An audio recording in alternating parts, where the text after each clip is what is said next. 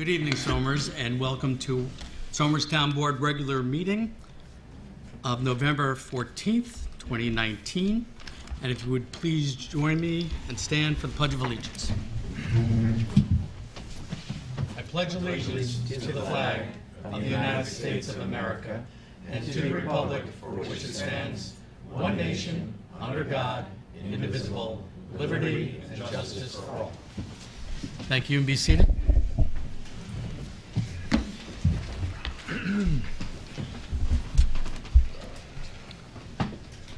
Okay, Patty, roll call. Councilman William G. Faulkner. Here. Councilman Richard G. Clinchy. Here. Councilman Anthony J. Sirico. Councilman Thomas A. Garrity Jr. Here. Supervisor Rick Morrissey. Present. Thank you.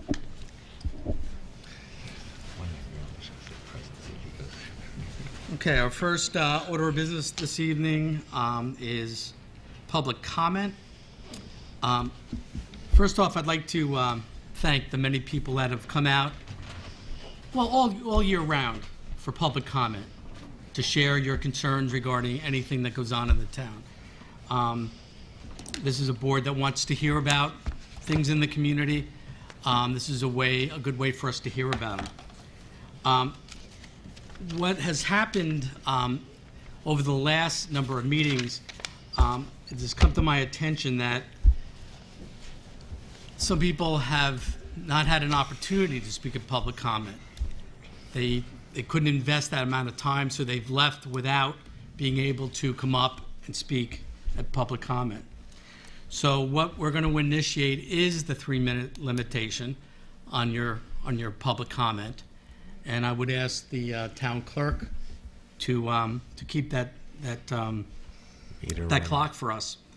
But I do want to once again thank, especially on the sewer district topic. There have been a lot of input. The board has taken in a lot of information, and both critical and both in support. And I just want to thank everyone who's taken the time and effort, because I know there's a lot of time and effort being put into the issue of sewer district number 2 in the town of Somers. So once again, I want to thank you, and I'll make a motion to open public comment.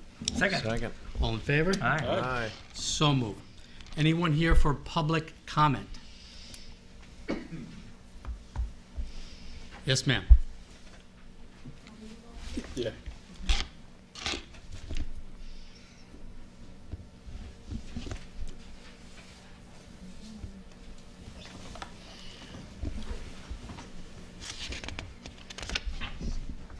My name is Ada Minetti. I live on Lakeside Lane, used to be Drive. I watch the TV program in the mornings. They haven't had the meetings like we had last week and 2 weeks ago. They have just the old programs, the old TV town hall meetings. This morning, I put the TV on at 2 minutes to 8, and I saw the November 7th meeting, and it was only the lady giving her presentation on the census. I don't even think she finished it, because it cut off at 8:06, and then they showed the usual advertisements. Plus, they have the old ones, too, about the Halloween and the clothing drive. And then at 10 o'clock, an old planning meeting went on till 11:06. Mm-hmm. Who's responsible of Yeah, that updating shouldn't happen. No, and we try to rectify. I've asked that we do a quick turnaround, so a day or two after the meeting, Right. you have it up and running. Okay. The only thing you can do, I believe it's the next day or the day after, there's a YouTube, I don't know if you do YouTube, but there's a YouTube channel for the town of Somers, and it's there in 2 I'm days. not a computer person. I got you. Why it's not on cable, I have no idea. And there's a lot It's of supposed to people be. that are homebound that Yeah, don't sure. know anything. And really, we should be aware of these meetings Oh, and no what's doubt. going That's on. why it's there. That's why it's created. So we'll find out the answer to that mystery. Right. and solve it.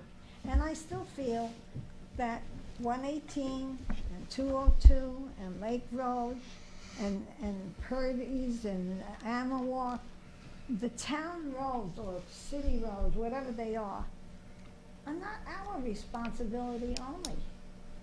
We're just a drop in the bucket of groundwater going into the reservoir. Mhm.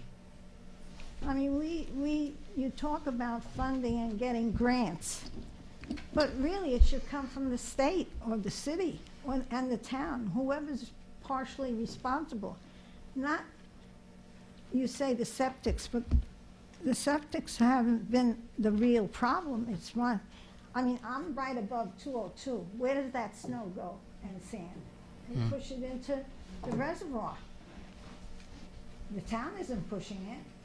So the city, the state should be part of that. The cost shouldn't be on just us. That's the Okay, thank you. Good timing. Have to control that alarm. Whoa. Victory song. Thank you. No, you're right. Do you want something else? No, that was, Want some crystals? that let everybody know. Wow. I suggest- Okay, we will I suggest you guys definitely hold your take comments, those so issues under advisement and don't get back refer to you. a minute. No, I Anyone else agree. here for public comment? Yes.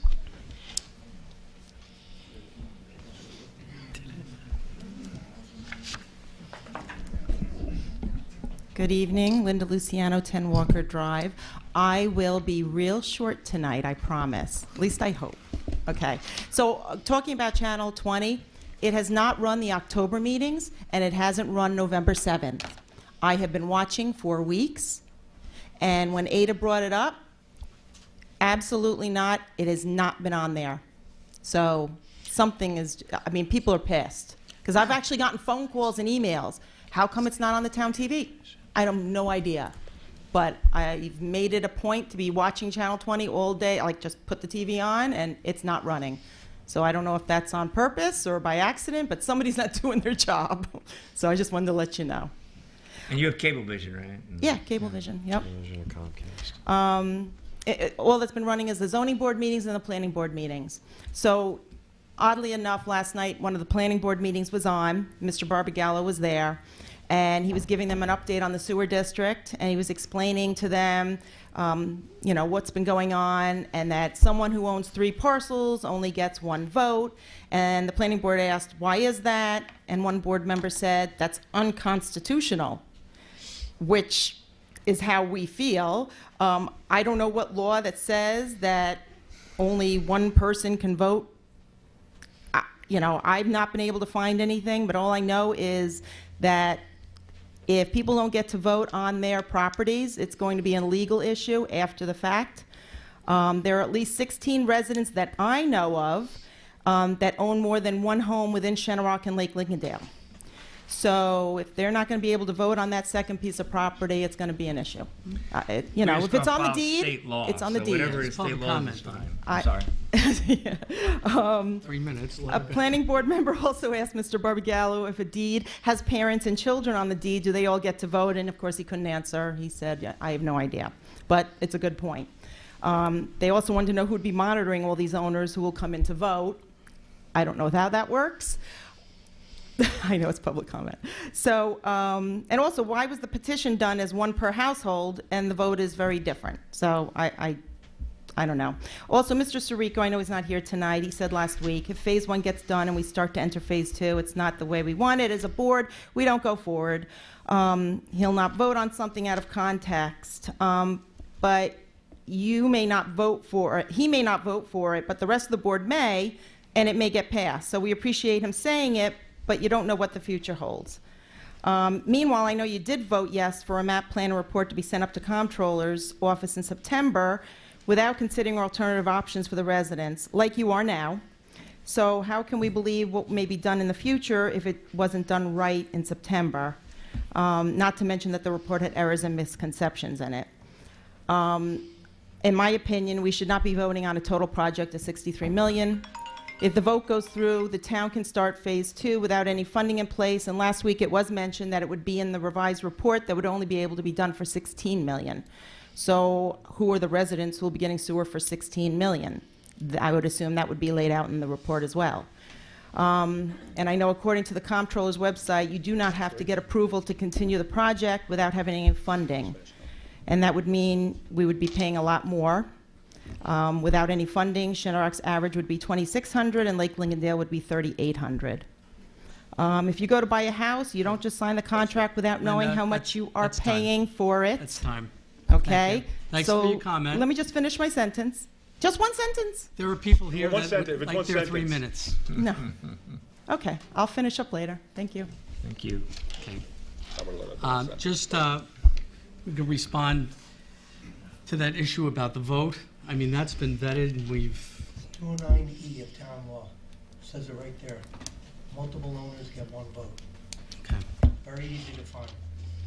Okay, and just in response to the map planner report, yes, indeed, once things were pointed out, and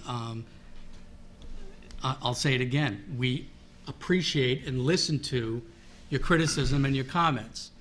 And when we're opposed to something that's out there that we think is not correct, we'll point that out. But once again, we appreciate the input, and I truly believe that once the map plan and report is finalized, that it's going to be a better document for all of your comments here. So we thank you for that. And can I address the list of voters? Will come from our assessment roll, and it'll be checked against your deeds, and that's how you will be able to vote. Okay, anyone else here for public comment? Yes.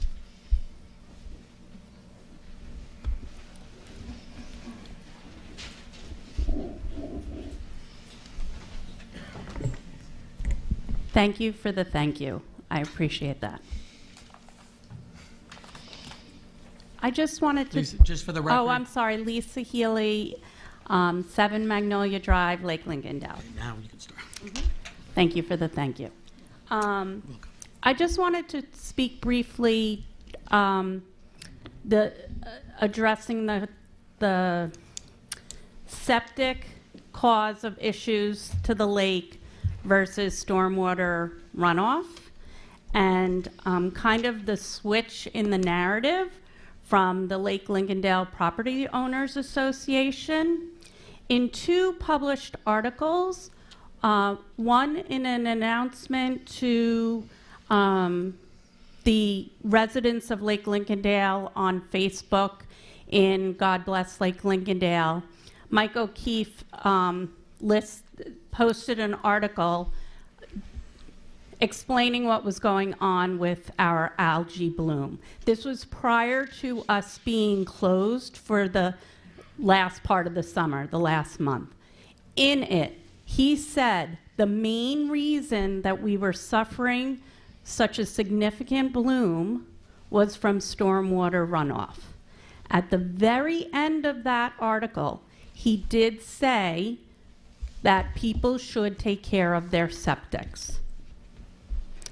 Then there was another article posted in September, and this was tap into the online Somers Record, and in there he has a quote, and it says, "The county regularly tests Lake Lincolndale for signs of septic seepage.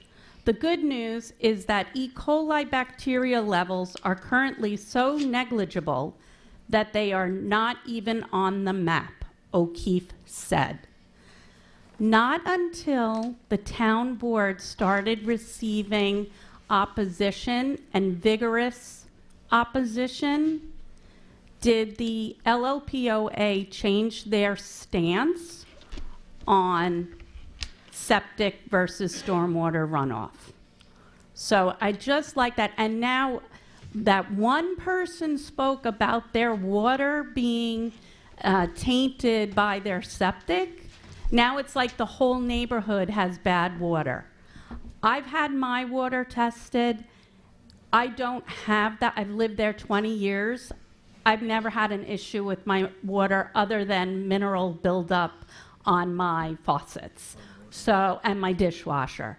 And as a homeowner, I have a filter and I also filter my water, but I've spoken to other residents too. So it's as if it's okay that the proponents get to kind of put out this narrative, yet the opponents don't necessarily do. So I just wanted to bring up the fact that, you know, there have been statements and things have changed, just to round out the story. Thank you. Okay, thank you for your comment. Anyone else here for public comment? Seeing no one, I'll make a motion to adjourn, to close public hearing. Public comment. Second. Public comment. Comment. Second. All in favor? Aye. So moved.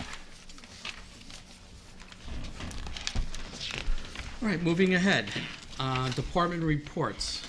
I have reports from the town clerk, building inspector, zoning board of appeals, plumbing, Bureau of Fire Prevention, Parks and Recreation, planning and engineering, tax receiver, and director of finance. I also need to announce that Barnwood Grill, Inc. is applying for a new liquor license, and they are located at 2 Tomahawk Street in Georgetown Heights. Georgetown Heights. Thank you.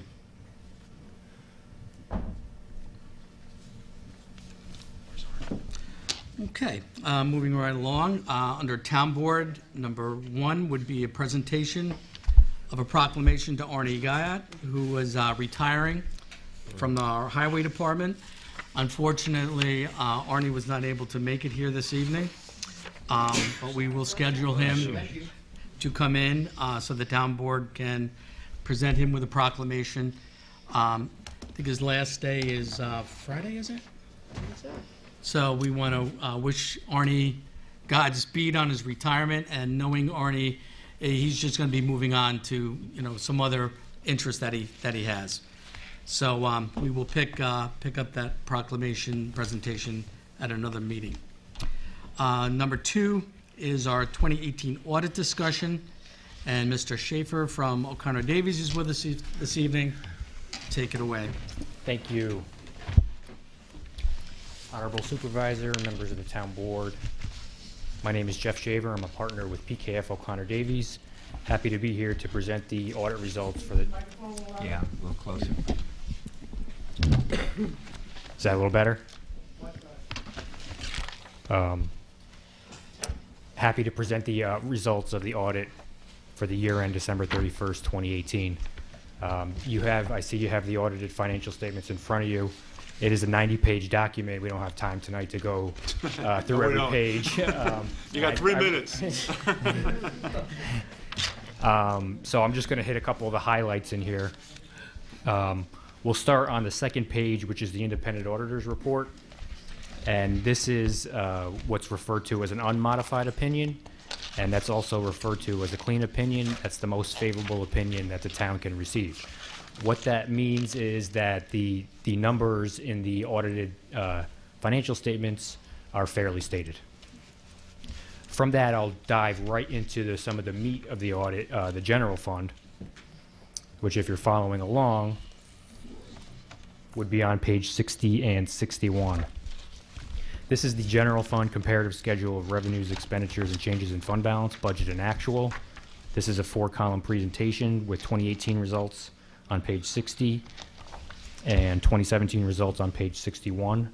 When the budget was initially adopted, it was anticipated that 8.7 million of revenues would be collected. Actual revenues collected were 10,657,000. That's a positive budgetary variance of about $1.9 million.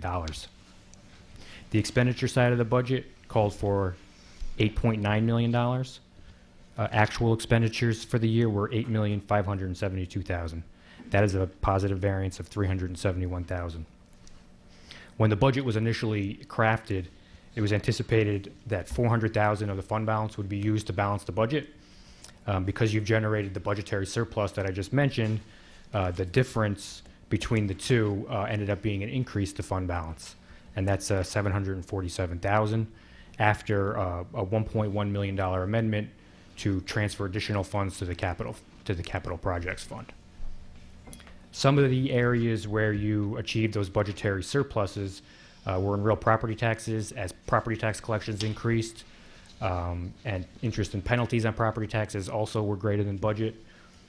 The sales tax was greater than budget, approximately $250,000. Parks and recreation fees were greater than budget by $100,000, and interest income was greater than budget by approximately $90,000, as the interest rate environment was more favorable than anticipated during the budget. The expenditure side didn't yield any significant budgetary savings.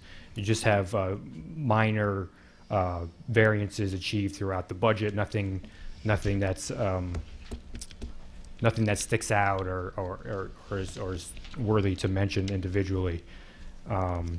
So when at the beginning of the year, the general fund balance was about $5.9 million. After the actual surplus of $747,000 was applied, we end the year at $6,664,000. That's total general fund balance. I'll take you briefly to the highway fund. On page 68 and 69, similar presentation. There was budgetary surplus on the revenue side of $168,000. The expenditure side had a very small variance of $6,100. The budget had to be amended during the year as costs for road paving were a little higher than anticipated. Because you had to use fund balance to increase those appropriations, the actual fund balance actually came down slightly in 2018 of about $80,000. So the highway fund started the year with about $1.6 million in fund balance. We ended the year at $1,511,000. I'd like to just take you through some of the details of the fund balances of those two funds. On page 51, there's a chart of all these fund balances that I just mentioned. I'll just highlight the first two columns, which is the general fund and the highway fund that I just mentioned. You can see the general fund has fund balance of $6,664,000. About $300,000 of that is related to prepaid expenditures. So because you paid some bills before the end of the year in December of 18 that relate to 2019, you can't spend those funds again. So that money is set aside for that. You have a legal restriction, restricted for property damage of $193,000. So those funds can only be used for that specific purpose. You have set aside some money for the 2019 budget, about $277,000. That's the amount used to balance the 2019 budget. And you've also set aside money for capital cost, about $3 million, just under $3 million, and some certain tax certiorari expense of $600,000 also set aside. What's left over, what we refer to as the unassigned fund balance, that's $2.29 million. And that's available for use at the discretion of the board. That is approximately 42% of your budget, which is considered a healthy amount. In the highway fund, you have about $1.5 million in fund balance for use of the highway fund, and again, that's relative to the size of the budget of the highway fund. That's also a healthy amount. Again, every winter is a little different, and sometimes you're going to generate surplus, sometimes you're going to run over. It's nice to have that little cushion there in case the weather does turn south, as it often does. There's a lot of other information in the financial statements. I'll go through them if anybody wants me to, but that's really all I wanted to cover for the purposes of this meeting. If there's any questions, I'd happy to try and answer them, or if you want me to go through anything specifically, I'd be happy to try and do that as well. Well, a question I always have and ask is, we have yearly reports, but I think our job also is to look at that the long range trends.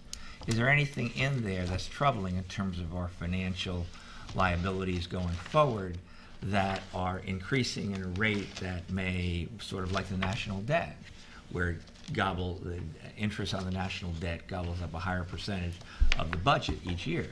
Is there anything that you can see on the horizon down, at least within a reasonable number of years, where we should be aware of to either reduce something or increase something, just as we look forward. The only thing I would point to, and this is all municipalities in the state, is the health insurance costs, especially for retirees, because those retirees have already provided the services to the town, so you're no longer receiving a benefit, but there is a cash outlay associated with that.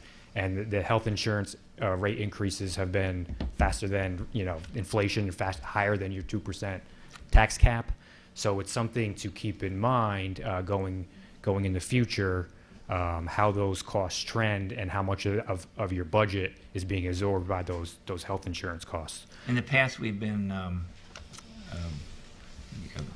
warned, I don't know if that's the right word, that percentage is increasing each year. Do you see that continuing? Unfortunately, it has been increasing. As long as the health insurance increases are greater than that 2%, it's going to be happening that way because the rest of your expenditures are generally going to be growing at something around that 2%. If health insurance is going up 4 or 5%, Well, I think you're in in a hole. NISHIP's case, which we have, we're talking about 8%, 9%. They propose, they propose rates. I don't know if they've issued their final rates yet. I don't know if Bob knows, 6%. So you're dealing with 6% health insurance Yeah. increase for next year, and everyone's trying to keep their cost at 2% to stay within the tax cap. Right. So you have a challenge there. And if it keeps on continuing that way, health insurance will continue to eat up a larger percentage of your budget, and that's less money available to provide services that you provide now to keep the services current. Sure, dollars spent here are fewer dollars were spent Exactly. there. So that trend you see continuing. Is there anything else in there, capital costs, anything like that, where you see because you forecast a lesser degree of support from the state, so therefore more from the towns? Do you see that anywhere else? The only thing I'll say is you have been funding some of your capital costs out of your operating budget every year, at least for the last several years, which is a good thing. So you haven't had to go to the debt market. Instead you've been, transferring some operating surplus to cover those projects, which is a very good thing. But the costs continue to rise, and you have to continue to stay on top of your capital plan to make sure that you're funding it on a year-to-year basis, and it doesn't kind of run away from you, if you will. I know that's been one of the things that's been a focus of Mr. Kehoe. I think admirably to try to do that, so we're not borrowing money basically to maintain things like borrowing money to cut your grass or something like that. Okay, thank you. So I had a question about the unassigned fund balance, $2.3 million. In your opinion, is that healthy fund balance? Is it an efficient one? Should we be adding, subtracting from it? I would say it's a healthy fund balance. The typical metric that we use is the percentage of your budget that number is, and that's roughly 42%. I think, in my opinion, anything over 20% is considered healthy. 20 is what you look at? That's usually what I use as a healthy benchmark for fund balance. The state does the fiscal stress monitoring, and I believe one of the thresholds they use is 10%. So you start getting marks off if you go below that 10%. So that's clearly a floor, if you will, where you really wouldn't want to go below that 10%. Yeah, we won't do that. if we're at 42%, that's It's real healthy. healthy. It's healthy.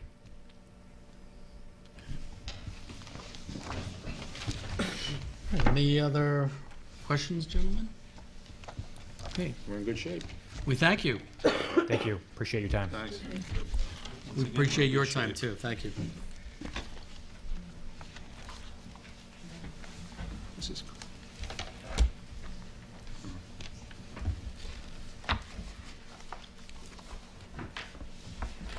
Okay, the next order of business is entertain a waiver from the provision of the application processing restrictive law regarding Christopher Columbus Society of Yorktown at 11 Mayapack Avenue. This has to do with some building violations. Was it deck? Yeah, and so they received the violation, but they can't. Can't go take it- before the zoning board until we give them the waiver. Right. Gotcha. So, and that's contained in Chapter 67. So I'll make a motion to grant the waiver from the provision. Second. All in favor? Right. Aye. So moved.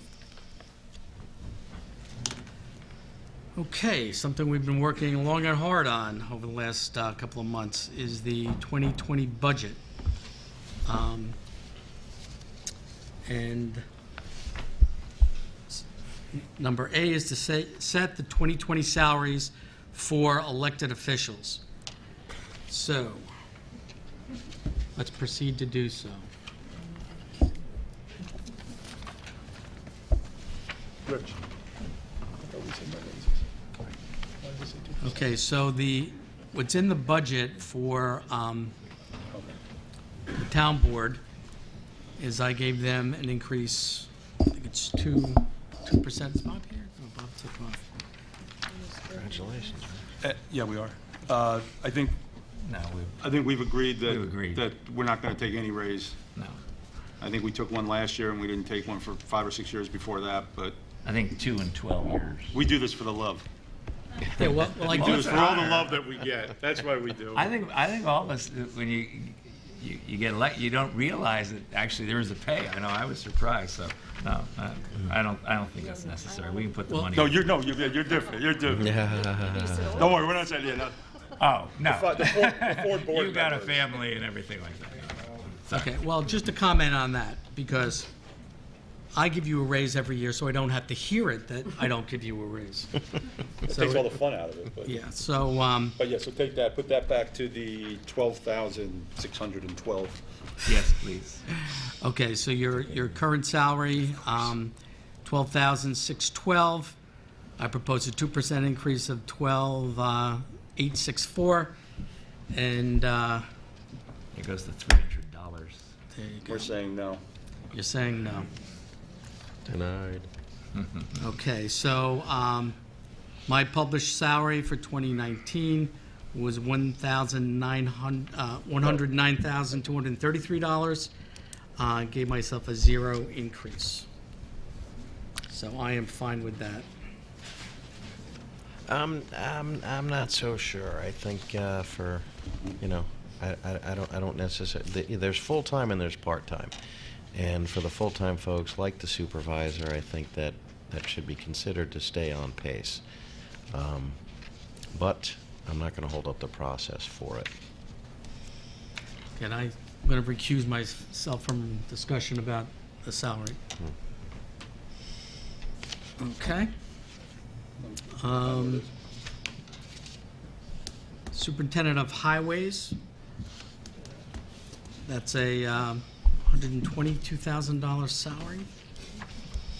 112. Rick, No, it's 112,309.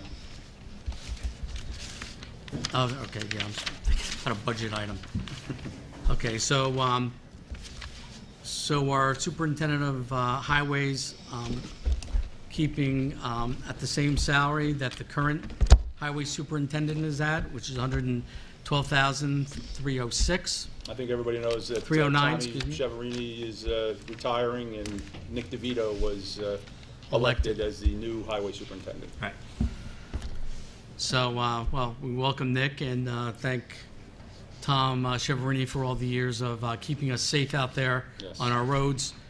And with the anticipation, Nick DeVito will pick right up where Tom left off and keep those roads cleared. Yeah, I think he's been doing great. He's got a lot of ideas, and I think we've been lucky to have Tom, and I think Nick's going to do great. All right, and the next So elected... that salary would stay the same. Yes. Yeah. That's our usual policy, I think. Yep. The next salary to consider is the town clerk,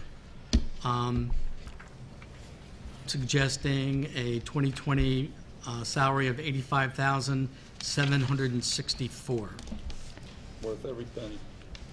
Here, here. Okay, so we've got 0 supervisor and town board Zero members. town board. Zero. Want to remain, okay. All right, so do I have a motion to adopt the elected officials' proposed salaries for 2020? So moved. All in favor? Aye. Aye. So moved.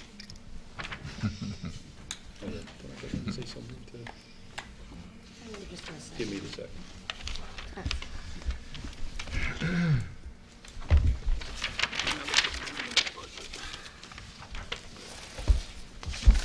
Okay, that's that. There's my budget. No, I got it right here. Just have to find my agenda. What are you looking for? What do I do with it? Oh, mine? No, I'm talking about the agenda. Yes, please.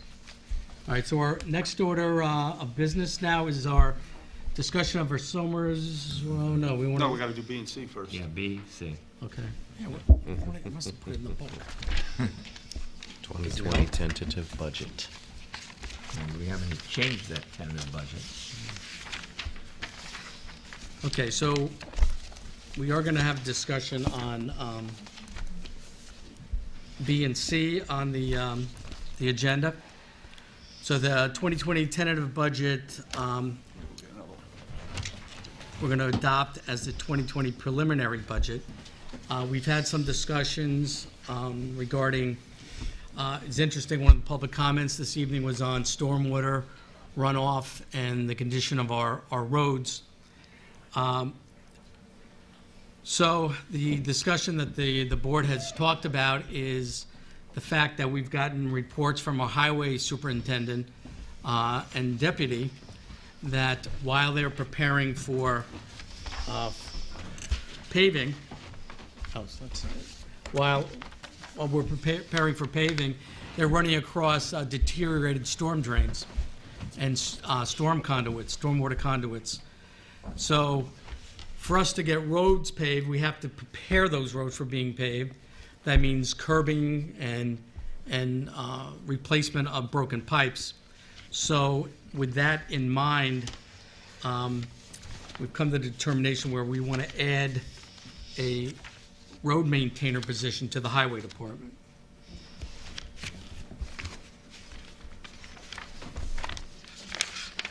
Okay.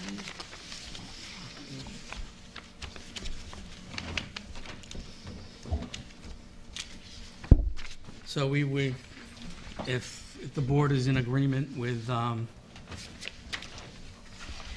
that proposed action, there we go. I will instruct the finance director to work that into the preliminary budget. I would agree. Great. That's one of the main things we hear about now. Yeah, well, let's face it, paving our roads, keeping our roads safe is one of our major charges. And I want to do everything in our power to make sure we maintain our roads in a safe fashion, which means keeping them repaired and paved. So I appreciate that support on that. We have also hired, on a part-time basis, an employee at the highway department who it's anticipated will be hired as the deputy highway superintendent. And we've reviewed his qualifications. He's on the job as a probationary worker at this point, but as January 1 comes around, we will be hiring him as the deputy highway superintendent. As everybody knows, I think, when there's certain positions here which the town clerk chooses her deputy, tax receiver chooses her deputy, and the highway superintendent chooses his deputy. So while we hire them, they're chosen by the heads of all those departments. And we have so much institutional knowledge leaving in Tommy Cheverini that we were thinking that for at least a month, on a part-time basis, we'll be able to have the future deputy come in and learn under both Tommy and Nick. And then Nick will obviously take over January 1st, and the new deputy will take over at the same time. And we'll announce these all at our organizational meeting, the first January. meeting in January as well. Okay. So the two positions, The additional road maintainer will be making $54,184. The salary for the deputy highway superintendent is $89,500. I would make a motion to adopt the I will direct this finance director to make these additions to the budget, and we'll move on the preliminary budget at our next. No, we're gonna do it tonight, but you're gonna adopt, We're gonna adopt this one, and we're you're gonna, gonna adopt the With changes. preliminary. Okay, all right. with So I'll make a discussed motion to changes. adopt the 2020 tentative budget With discussed changes. with discussed With the changes. second. Thank you. All in favor? aye, So moved. now the public hearing. Now, Schedule I- a public hearing. Yeah, it may be a moot point, but it's never final until the final adoption, which by state law is to be December 20th. We plan to have on December 12th. So I'm just saying, if people have certain things where they believe, hey, that should be in the budget, some of you are reading things very carefully, we obviously can tell. And if you have those suggestions, you know, it's not too late until the last minute. If you see something that hasn't been funded and should be funded Yeah. better. And that's it for the public hearing that we're about to set Right. for next meeting. Right. So I'll make a motion to set, to schedule and set the public hearing for our preliminary budget for December 5th, 2019. Second. Second. All in favor? Aye. Aye. So moved. Okay. Well said, right? So we're, Everything I need is done. See. You can see it. so our next Oh, you agenda got it. item, are we That's okay all she over there? cared about. Yeah, we're good. All right. I didn't know, just having a little conversation. I got my notice. Okay, our next agenda item is the Somer District Number 2 formation discussion. This is part of the agenda where we've asked our consulting engineers to come in and update us on our map plan and report. So Steve, can you come up, please?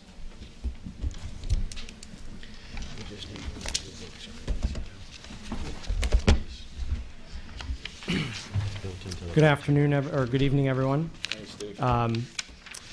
Since the last the discussion at the last town board meeting was certainly robust and kind of centered around as the town is taking a step back to revise the map plan and report in response to public input.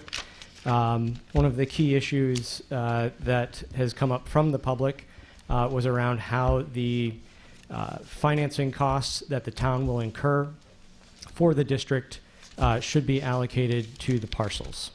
The original map plan and report used the assessed value for that. There is certainly an option moving forward to apply the financing charges using assessed value as a majority factor. But there has been a lot of discussion around the possibility of using a fixed fee where every parcel pays the same amount for that portion of the cost. Now, as a quick reminder, the overall annual cost in the map plan and report that was previously prepared was $1,200 per parcel. That is an average. There was a range around that from a minimum and a maximum. That consists of 4 components. 2 which are set by the county, since this project would involve the extension of the county's sewer district to include the Lincolndale and Shenorock communities.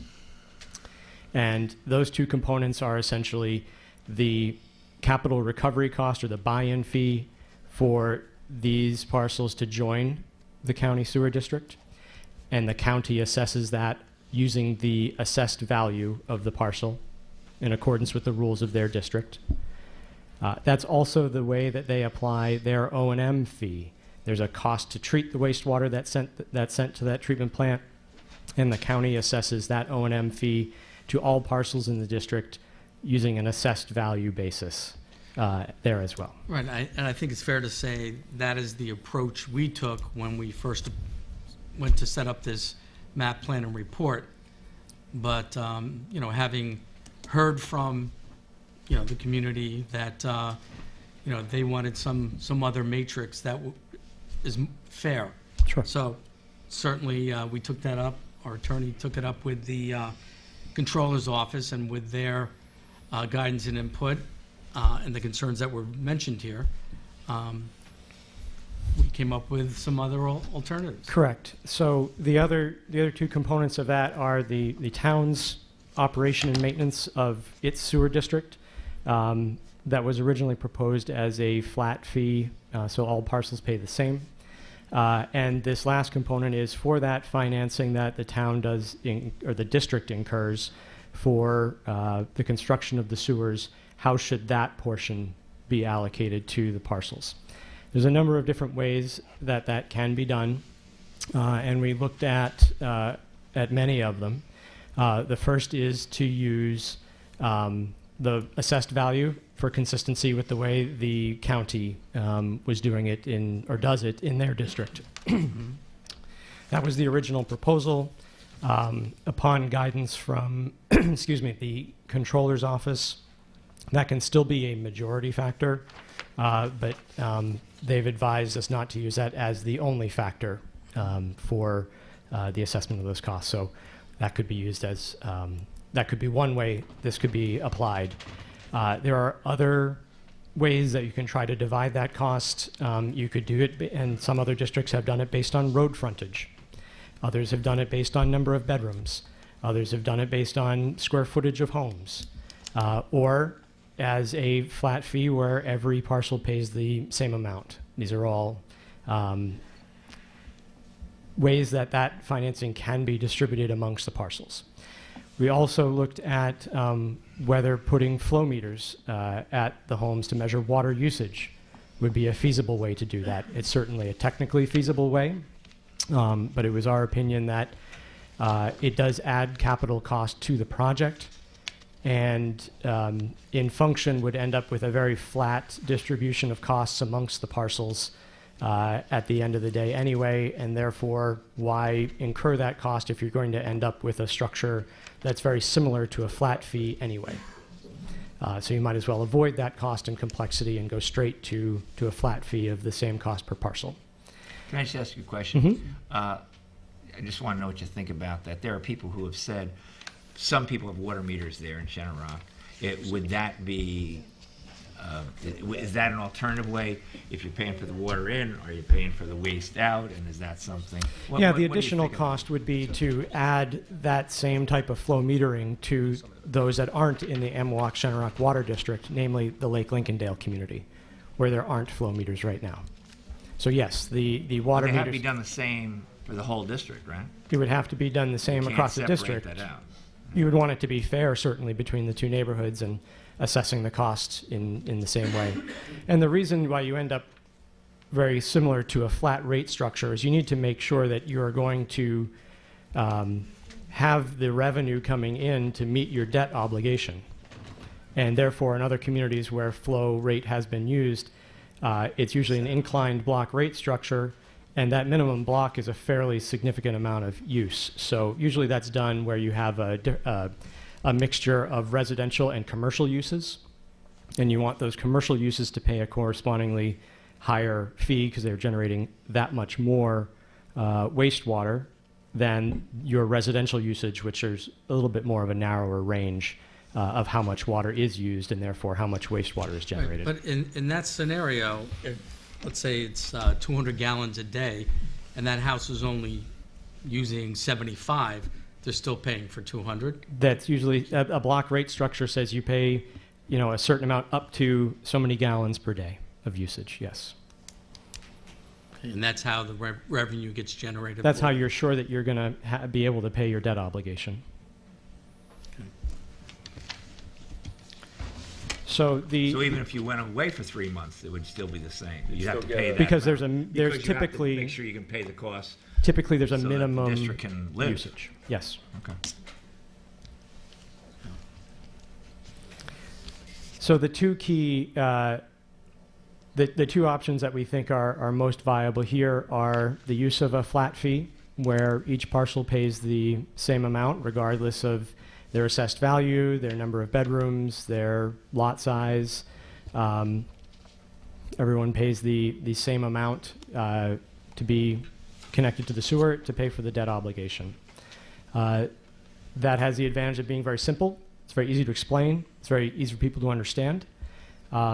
It does result in, compared to an alternate structure that might have a broader range and use the assessed value, the lower assessed value properties will pay more than they would under a broader array, and the larger properties would pay less. You've narrowed the range of how much people are paying. There is still a range because the county still uses Assessment. assessed value to apportion their costs. The other option is very similar to the original proposal, and we would propose using weighting that based on 90% of the market value or assessed value of the home, and the other 10% based on the square footage, the living area of the home. Those are both sets of data that we can use that we have confidence are accurate in the assessor's database and that are complete in the assessor's database. And that ends up with a much broader range of costs that people would be paying. Those small homes with low assessed values would pay less in that case than if they were on a fixed fee basis, and the larger homes would pay correspondingly more. You still end up at the same average. It's just a matter of how you're spreading that cost across the parcels in two different methods. Did you say last week that that range still would narrow based on that than in the original calculation? Dollars on either side, it's essentially the same. It does narrow if you use a fixed fee. Approximately, just to give an example, so for, again, the average across all parcels in the district is still approximately $1,200. The basic finances of the project haven't changed. If a flat fee were used, that range from low to high across those parcels would be between about $900 and about $1,600 per year. The town's the cost for the town's financing is the same in there, but what varies is the county's cost. If we use assessed value as the primary factor, the range there for each parcel is between $460 and about $2,240. So again, you have the same average, but a much broader range on how you're allocating those costs across the parcels in the district. When you say an average, that's the mean cost or is that the median? That's the mean. That's the mean, everything altogether, okay. Do you know where the median would be? I believe the median is slightly less than the mean. There are more smaller parcels. There are a few outlier large parcels in high assessed values that skew the average up, so the mean ends up being okay, less. so the median's a little bit less. Mhm.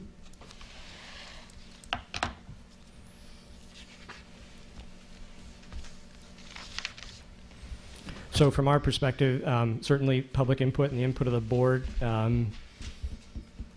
is necessary for us to finalize those costs and approach.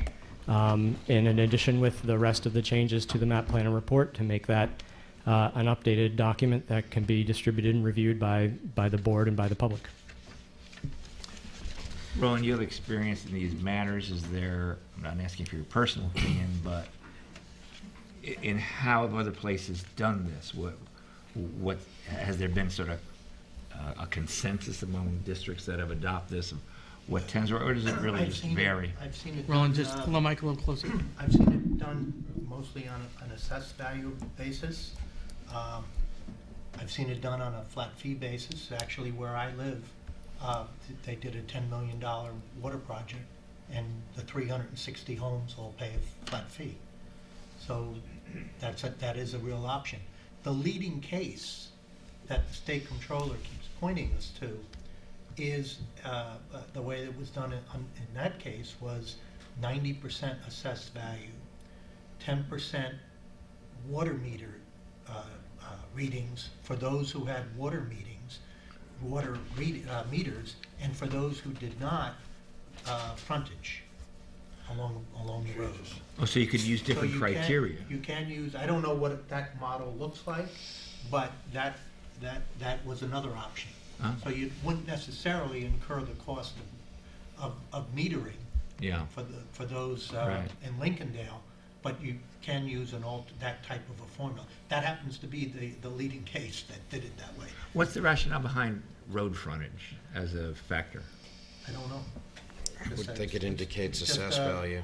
It's just it's just another factor, because you have to have a factor in Right. addition to assessed value. You could argue that using the square footage is most directly related to assessed value. Yeah. So why are you using that? Basically, it's using assessed value, even though you're saying it's 90-10. Yeah. Because the predominant value in an assessment is the structure, not the land. Right. But Roland, you've seen some where it's just been a flat fee, like as in what you have? In my own case, yeah. Just flat fee, okay. I mean, from my standpoint, I think that's what I heard a lot of people talking about over the course of the public hearings that we've had and the people talking, is that something like a flat fee if we couldn't do something like a meter reading, which I understand where you're coming from to put all the meters in. So, again, we're gonna hear from people tonight and for the next month or two, and I'm sure we'll hear more, but that's what I think I've taken from most of the meetings, that they just want it to be what they consider to be more fair.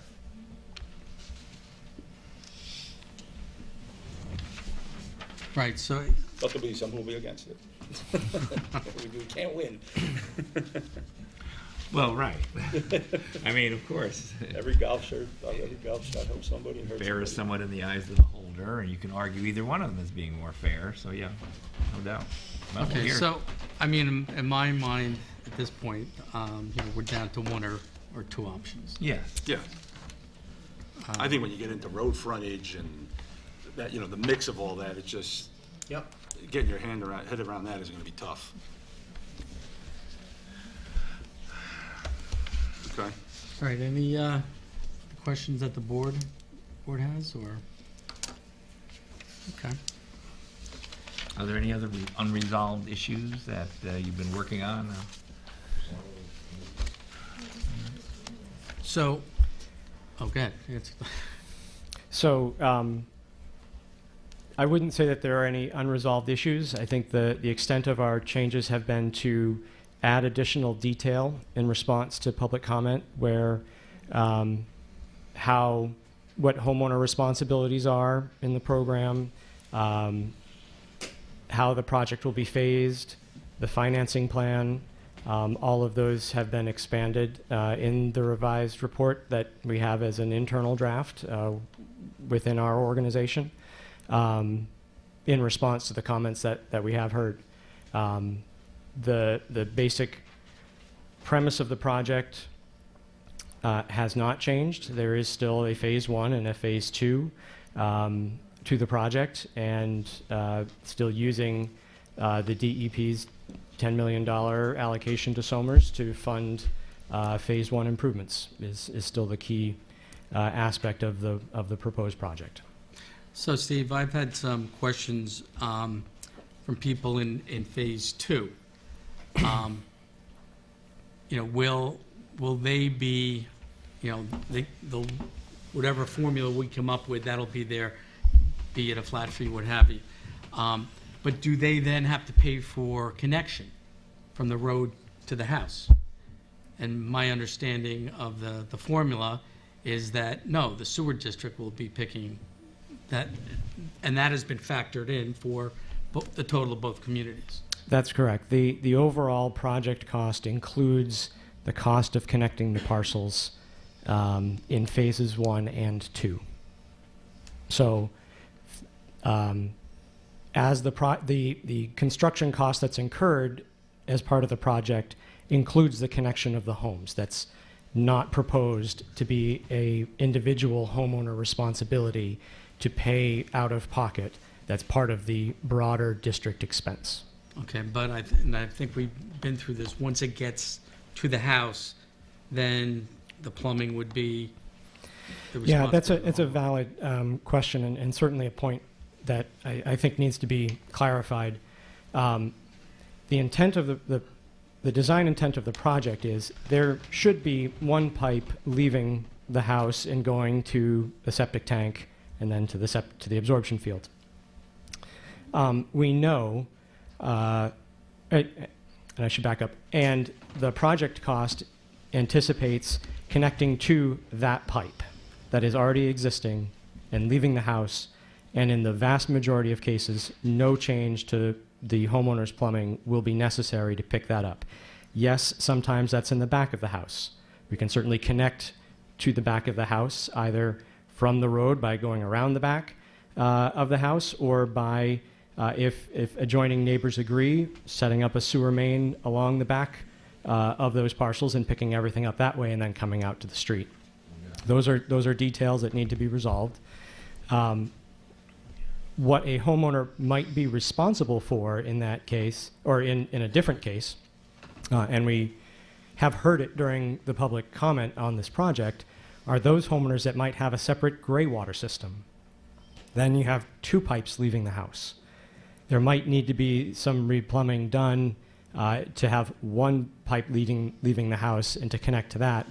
We think that those exist, but they are few and far between, and we would certainly want to find the most economical way for that homeowner to deal with that situation by adjusting our design to pick up their flow in the best way possible. Okay. And just some clarification, when you say flat fee, so that's the O&M, right? Because when you say flat fee, everybody's going to pay the same. Well, no, the average is $1,200, and it could range from $900 to $1,600. So could you just explain the process behind that? Sure. So there are, the flat fee that we were referring to is for the town's components of the project cost. So that is the O&M incurred by the town to maintain the district, and to pay for the financing, the debt that's incurred to construct the project. Those are 2 aspects of that $1,200, or 2 pieces of that the town controls how it wants to distribute those costs to the parcels in the district. And then the And that- variable costs. And the variable is the costs county. are those that are by the county. Right. The town cannot decide how the county applies its costs, Right. and it does so on an assessed value basis. Okay. Okay. All right, any other issues, concerns? All right, so we're going to have a public forum, which is going to be hosted at the Lincolndale Clubhouse. And I would expect that we have some graphics at that meeting.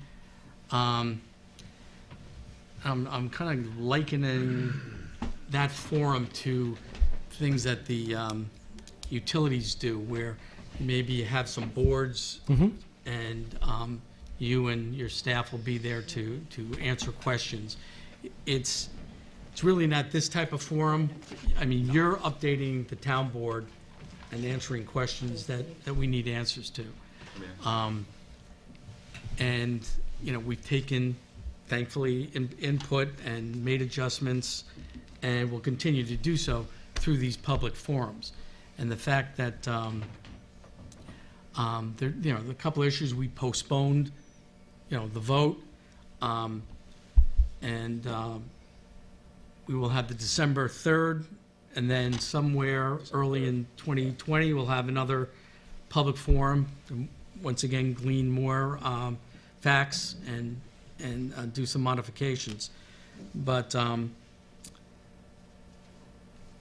you know, I think it's overall a good thing that we have this elongated time period now. Did have the opportunity to touch base with the county powers that be on letting or permitting us into the Very important. on the sewer district, and you know, I kind of went over. Yeah, we've gotten very constructive criticism. We're making adjustments, working in tandem with the controller's office, but we're not, you know, ready for you to vote on getting us into the sewer district as yet. So they are understanding. They're asking if there's anything they can do to help us. So, But there was no tone like,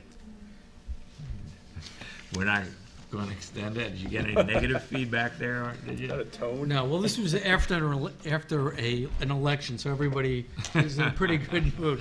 So I'm going to ride that. that way. All right, But good. as you know, ultimately, it's, our project gets presented to the Board of Legislators who have to vote on it. And number one, they would vote on is allowing Shannon and Lincolndale into the Peekskill sewer plant, which is a county facility. But between here and Peekskill are a lot of municipalities that want that Right. capacity as well. Yeah. So, you know, that's where the political fray is. And hopefully for the time being, you know, we have support. So we certainly want to look into that. Both of our county legislators have voiced that publicly, and to me personally, that, so that we've got them. Mhm. And we are, you know, keeping the county involved with our map plan and report, and anything they can, you know, they asked us anything they can help us with. I said, yeah, more money. They probably have never heard that one before. No, no. One of the things that could be proposed, I've never seen it done, but if the county is asking how they can help, I wonder if it would, I think it would help, if they were able to extend the buy-in, the 10-year buy-in period out further to 15 or 20 years, because that then would reduce the annual costs. They still end up with the same amount of money, just over a longer period of time. Have you ever heard of them doing that with any of the other districts? No.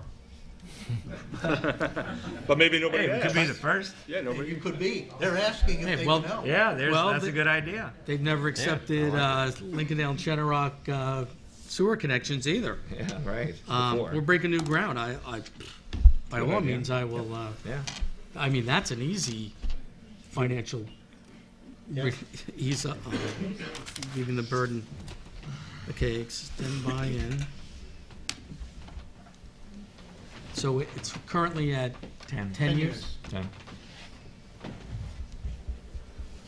That's where that average cost comes from, right? That's one of those components of the cost, Is that yes. the length of any bonds that they have, and that's what it is, or? I think it's an arbitrary Yes, number, sir. Okay. number of years. Well, I think we arbitrarily can extend it then. Well, we can't. They might be able to. Steve, I'm not I'll be down in mistaken. White Plains tomorrow. Did we fly that thought down there? We do have active communications with the county, with the DEP. I don't know that we've explored that specifically. We have explored other funding revenue or funding sources with the county, and are actively, discussing the project with them. So I think it's fully appropriate to continue to bring this up as part of our ongoing dialogue with them. No, by all means, by all means. I mean, anything we can do to, lessen the financial impact, certainly, on the fixed income households, and we're certainly going to explore. Okay, if there's no other comments here? Okay, thank you, Steve, for your Thank you, Supervisor. information. Does anyone have any questions of our town engineer while he's here? Oh. Okay, we're operating under a 3-minute option here. Excuse me? Yes.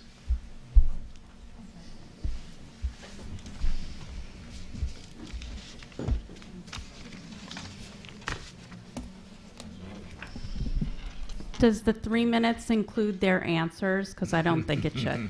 No, you have your So 3 minutes, Lisa Healy, pose your question. Okay. Lisa Healy, Lake Lincolndale, 7 Magnolia Road Drive. I just want to point out that the cost calculation is only a small part of the concern. It's the overall cost to complete the sewer district that I'm focusing my attention to. So it's that $62+ million to do the project. So that's how you calculate how we're going to pay for it. It is important, but that big ticket number is even more important. So I think we have to also look at that. There is a law, and it's on the controller's website, frequently asked questions regarding the hookup fee. And it says that it is not to be included in the cost, that cost is supposed to be incurred by the resident, the owner of the property. There's also, in that same document, there's a law that states that the proposed grants cannot be used when calculating the cost for each individual owner. So those are two areas that I think we have to look at. And when you break it out, the cost to put the sewers in Lake Lincolndale, like their financing, the financed cost and the proposed grant money for Lake Lincolndale versus Shinnerock. Shinnerock has more homes, so if you were to unbundle them and look at the financing by the individual neighborhoods, Lake Lincolndale, the way that if you pull out that grant money, Lake Lincolndale, their individual flat rate is going to be higher than Shinnerock. So these are just things that we would like you to look at and consider. Thank you. Thanks. I can answer the first question. Please. Okay. The state controller does take the position that you can't use public money on private lands, which is why on that question and answer sheet you have, it says you can't go on and do the hookups. However, the way around that, and we've done it successfully twice, is the town receives easements from the property owner, giving the town the legal right to be on the property, and then it's public money being used for a public purpose. Okay, it doesn't say that in the question. I know it doesn't. Okay, But that's how we've done it Okay. in Peach Lake and in Quarry Heights. okay. We've taken easements over the property to enable the town to use public money to do a private hookup. Okay.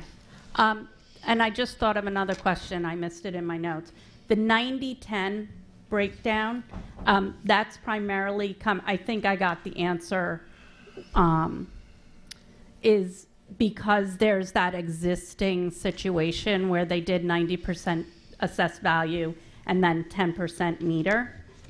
Yeah, but there is the opportunity to also look at 60-40, right?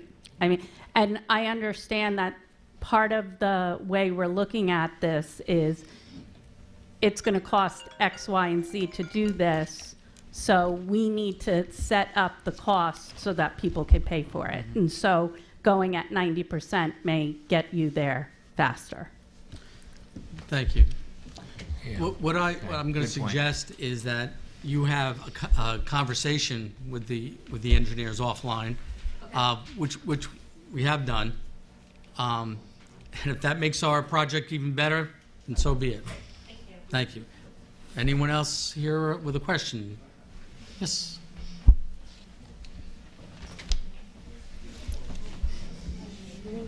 No, I'm waiting to see Tommy. No, I'm not doing it. Good evening. Good evening. Thomasine Master and Tony. I live at 10 Boxwood Drive in Lincolndale.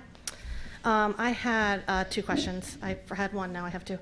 I was wondering if, when you were determining a way to assess the fees towards the homeowners, if you had thought about using the same way that you assess the need for the septic field size that's determined, whether it's bathrooms or bedrooms.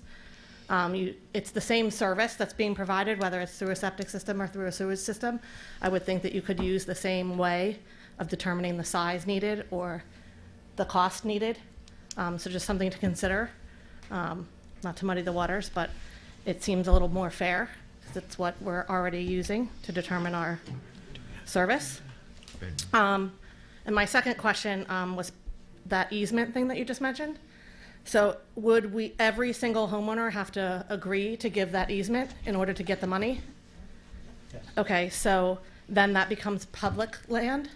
No, the way it's done is the town takes a blanket easement over your entire lot for the purposes of constructing the pipe. The engineers then go out in the field with the property owner and you choose the best route, and that's where the pipe gets installed. And once it's done, then a survey, an as-built survey is completed of exactly where the pipe is, and that becomes the only area where the easement survives. So in the first instance, it's the whole lot, just for the purposes of construction, and it gets reduced to maybe a 10-foot path.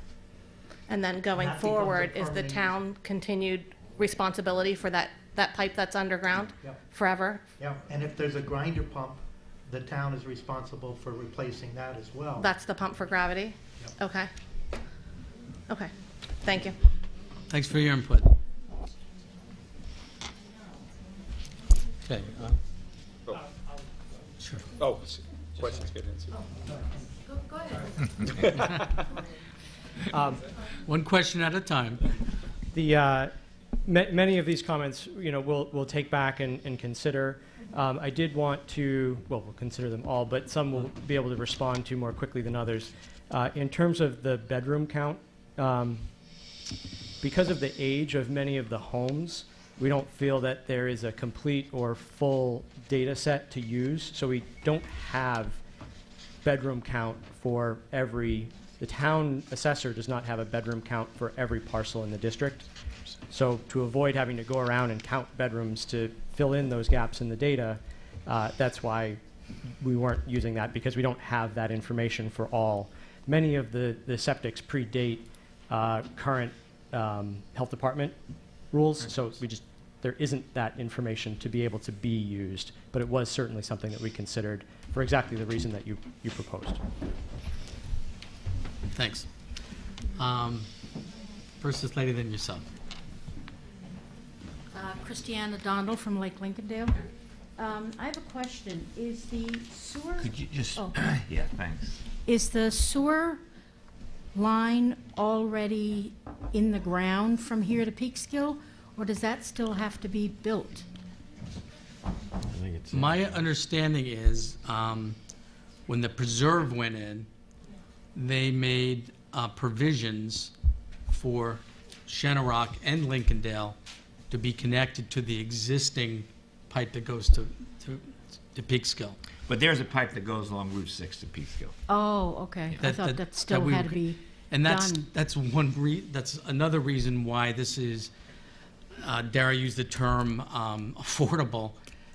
With this $10 million grant, that'll get us our infrastructure and connecting that pipe, which is between Lincolndale and the preserve, and the one from Shenorock to the preserve connected. Where's the preserve? 118. 118. The newer homes just before Baldwin Place. Oh, okay. Over there. So they're already on It's- that sewer district.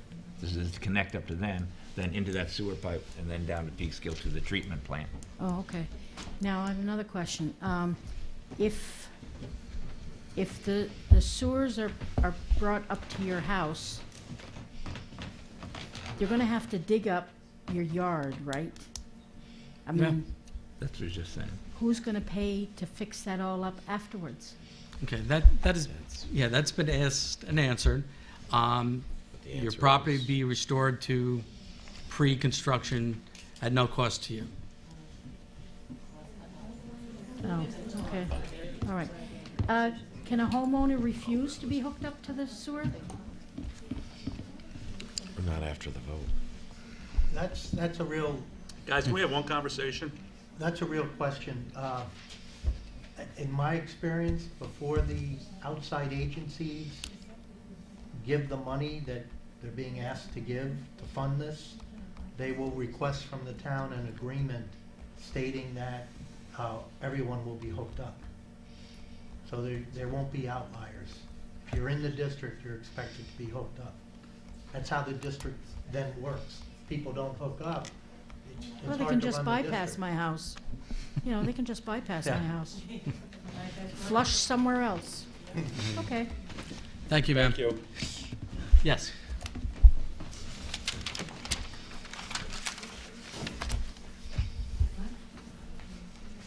Hi, Heather Backman, 6 Overhill Road in Shenorock. I had a few questions for the engineer. at some of the prior meetings, we discussed that there were properties that had been left off of the map, kind of in the middle of the district in Shenrock. Have those, or will those be added in? Okay. The answer to that was yes. Okay. And you've mentioned that there's other changes to the map plan and report.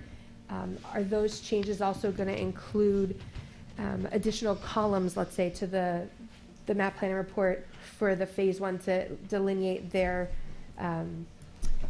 financing fees? Yes. Yeah, that's something that was brought up in the past. Okay. Those numbers, that column was in there, but on another table. So putting them as suggested on one phase one costs moving into the future financing will be on that table, correct?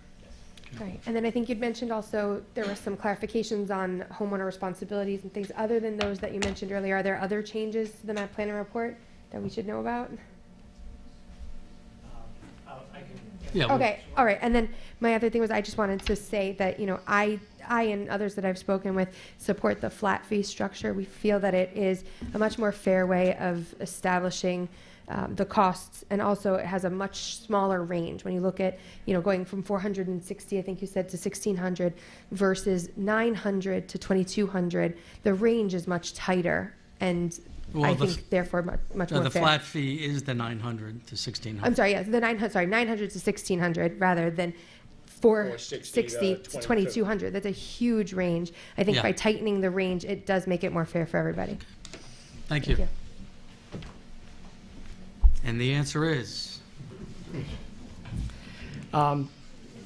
We've certainly taken the opportunity to incorporate public comment into the map plan report. There are changes throughout in terms of additional detail, some revised or updated tables, and where we have had frequent or common questions on an issue, we've expanded the discussion on those so that it's clearer to the public what is being proposed. I guess I would say that those changes are still in process. We're still receiving that feedback through this meeting. We'll do it at the next session. So I can't give you an itemized list of changes, but they are throughout to make sure that the proposal is clear for the public's input. Thank you. Yes, sir.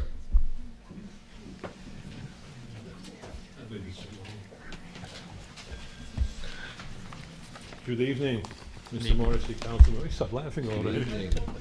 Councilor. Just your name, sir, and address. My name is John Moran, 16 Flower Drive, Lake Lincolndale. Thank you.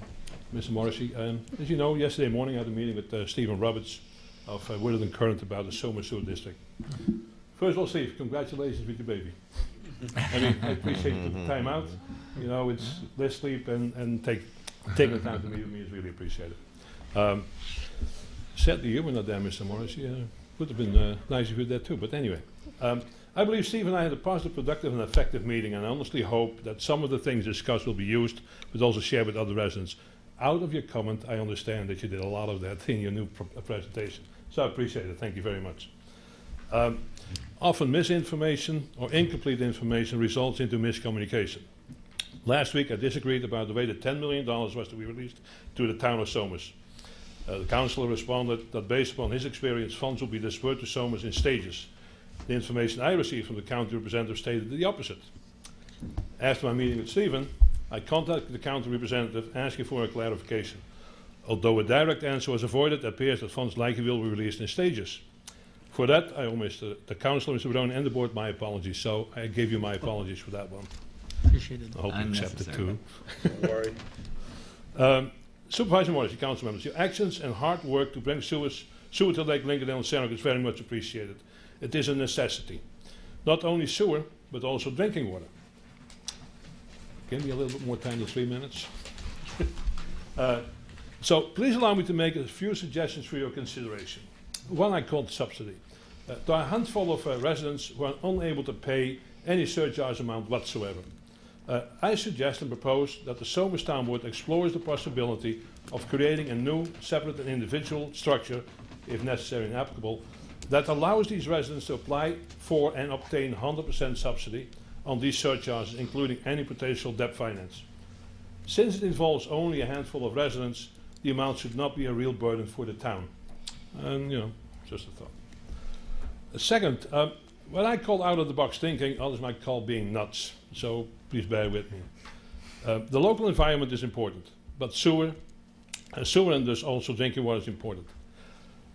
Crazy thought, maybe Somers should explore the possibility to acquire the Heritage Hills Water and Sewer Works Company. That way Somers controls its own water and sewer. Connecting Lake Linkendale and Shannock to this municipal sewer and water district resolves many environmental problems at the same time. The cost to acquire Heritage Hills Water and Sewer is a matter of cost calculation and, of course, negotiation. I could give you an amount, but I don't want to do that on TV. Yeah. Expansion for the Heritage Hills Water and Sewer Company by itself is almost impossible. Therefore, Somers is a great suitor and a solution. I'm aware that a few years ago, Somers was in discussion about potentially acquiring Heritage Hills Water Works and Sewer for $18 million. That discussion ended with no action taken. If that's not an option, alternatively, I'm almost done, since Shamrock is connected to Yorktown Water, how about connecting Lake Linkendale to Yorktown Water? It's just, since we have water and sewer, it solves all the problems that we have. At the last town board, work board meeting, Mr. Clancy made a comment. It's very simple. If you want sewer, you answer yes. If you don't want sewer, you say no. I wish it was that easy. It's not. Thank you. I appreciate the time and have a good evening. Thank you. Thank you, sir. And good suggestions.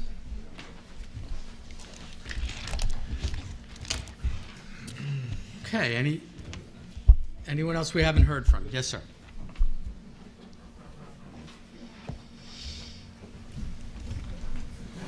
How are you? Mike Sullivan. I live in Shenrock, 30 Parkway Drive. I'm coming with a question that I have just to understand the proposal a bit better. And I know I'm not the only one with this question, so I think the answers that you provide could be helpful to a number of us. There has been a concern expressed. It's taken on a number of different forms, but the general gist of it is this. If we ultimately do establish a sewer district, will there be an unintended consequence of rapid development in both the communities of Linkendale and Shenrock? That has many permutations, but sometimes what's said is there are existing lots that cannot be developed presently, but if sewers should be installed, they can be developed. Other questions revolve around merging existing parcels as a result of the creation of a sewer district in order to create new lots that ultimately can be developed. And then there's other people that are worried about existing homes being expanded significantly from 2 bedrooms to 4 bedrooms or 5 bedrooms as a result of a new sewer district. So I guess my question really is, have you considered these possibilities? Do you have faith in current zoning laws? And if there are proposed changes, if you could maybe articulate what you're thinking, I think a lot of people would have a little more confidence and understanding that there may not or there may be unintended consequences. Mm-hmm. Right. Yeah, well, thanks for the question. And yeah, that is a concern that's on a number of people's minds. We do have zoning laws in this town. This is an R10 district. There are front yards, side yards, and rear yard setbacks where you can't build into these areas. And true, right now, the expansion of a home is restricted by a septic system and its relation to a well. You take that septic system out of the matrix. And what we are going to do, because a number of people have asked that same question, is at the December 3rd forum, we're going to have an opinion issue or paper from our building department, outlining what potential there is. There's height restrictions, there's setbacks, but we want, for me just to say here, no, there won't be any massive development over there. That's a potential, but we want to know what that potential is. So we're going to further look into that, and just know that you've been heard on that issue because it is something of a concern. One thing I would like to mention, though, is there are a number of parcels in both communities that the town owns that, you know, we've taken in rem or what have you. And from time to time, we get approached by individuals that want to buy those parcels. And I send out our engineering people and our highway people to see if there's any beneficial use that the town sees for it in the future, meaning putting a stormwater culvert through it or a sewer pipe or what have you. And if it has any of those values, we turn down the purchase. If there are parcels that don't meet any of that criteria and we decide to sell them, they get sold with a deed restriction, which restricts it to not building on that parcel. That doesn't mean that they can't put up a play set or, you know, put a planting around it or extend their own property. That's, most times people want to do that. If there's a vacant lot behind it, it's owned by the town, they want to buy it. So I just wanted to kind of throw that out there too. So the town-owned parcels will not be developed. Okay. Any other questions for us? Way in the back. Gotta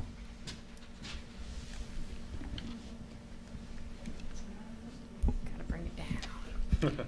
It's more of a statement than a question. Stacy Silverstein, 21 Shenorock Drive, Shenorock. I want to first thank the town board for putting so much effort and time into hearing everyone's concerns and questions. While I haven't been able to come to most of the meetings in person, I have gotten a lot of value from watching the meetings on YouTube.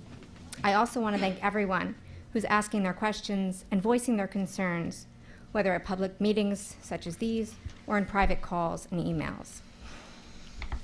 With so many heads together, all stones are getting turned, no detail is left unexamined, and I'm grateful.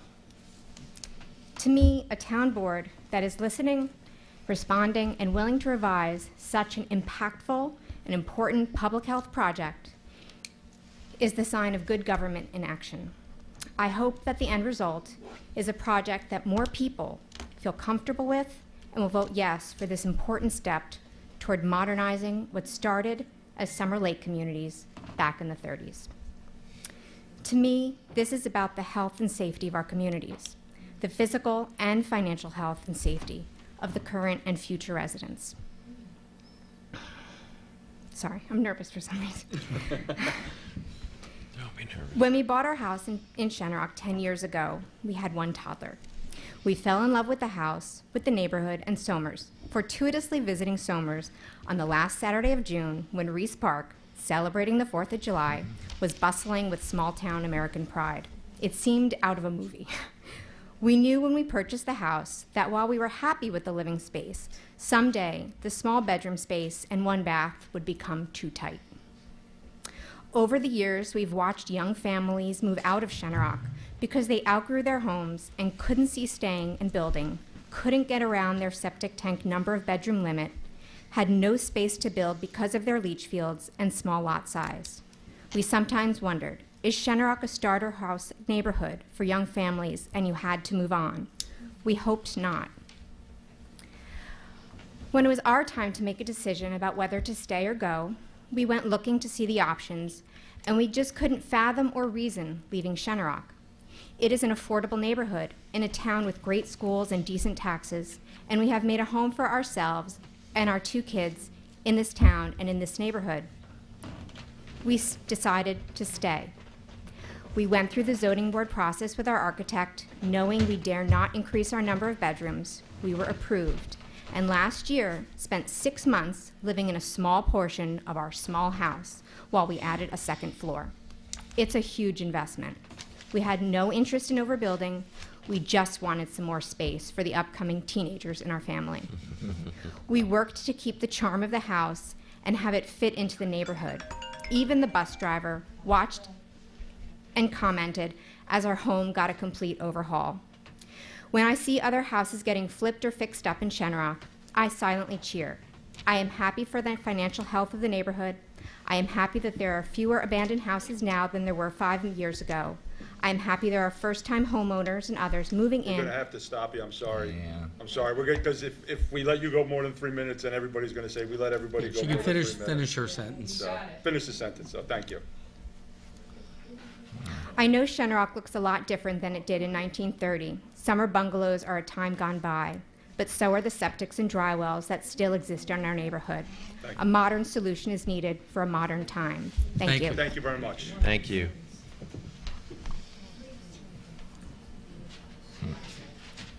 Good, so we limit it to 3. Okay.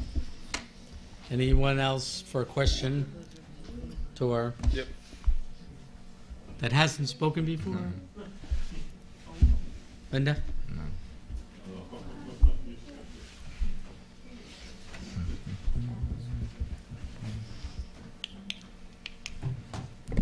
Okay, Linda Luciano, 10 Walker Drive.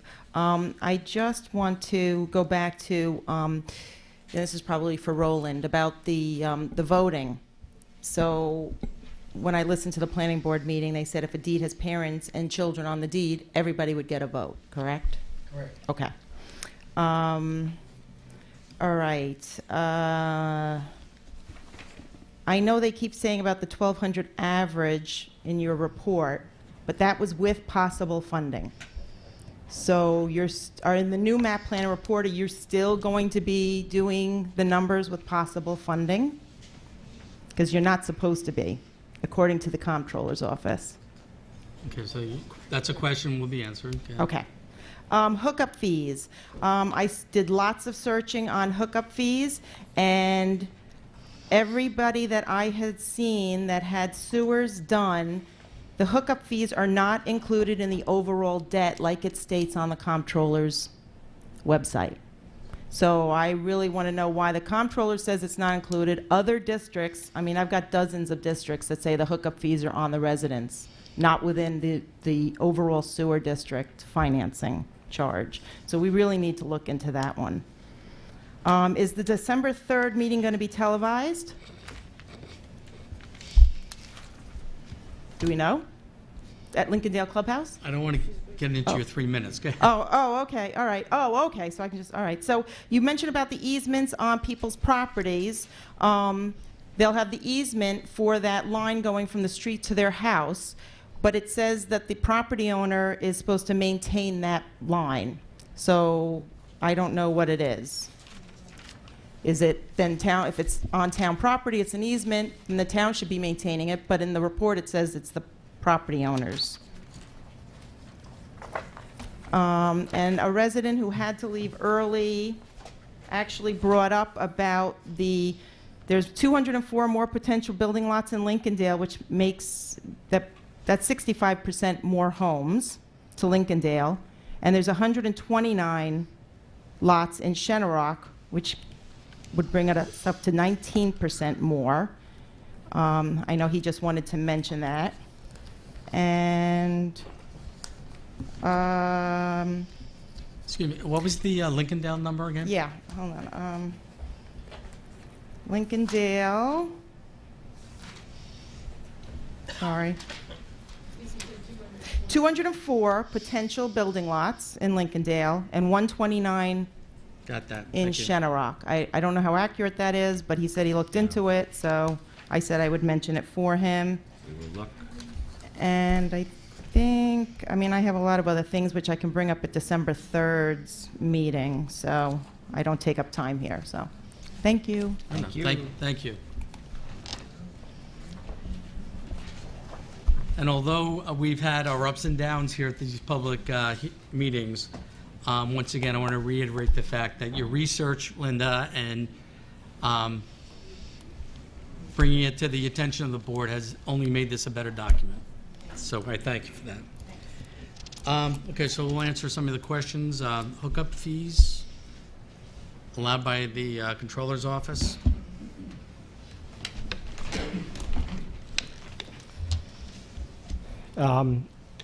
As Mr. Baroni stated, the structure here is different than maybe in those other communities. We will certainly ask for confirmation that our approach is acceptable to the comptroller. They have not raised that as a concern to us as of yet, but we certainly want to make sure that those I's are dotted and T's are crossed.